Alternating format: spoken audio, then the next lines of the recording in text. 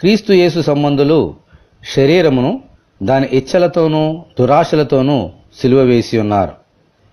మన ప్రభు అయిన యేసుక్రీస్తు లోక పాపముల నిమిత్తము తన సిలువను మోసుకొని గొల్గొతా కొండ మీదకి ఎక్కి ఆ సిలువ మీద తన ప్రాణాన్ని బలిగా అర్పించారు.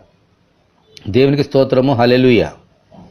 ఆ సిలువను మోసిన యేసయ్య మనతో నన్ను వెంబడింపగోరిన యెడల తను తాను ఉపేక్షించుకొని తన సిలువను ఎత్తుకొని నన్ను వెంబడింపవలనని చెప్పారు.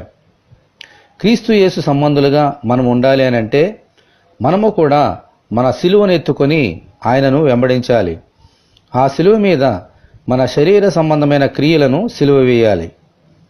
అయితే మన సొంత శక్తి చేత ఆ క్రియలను సిలువ వేయలేము.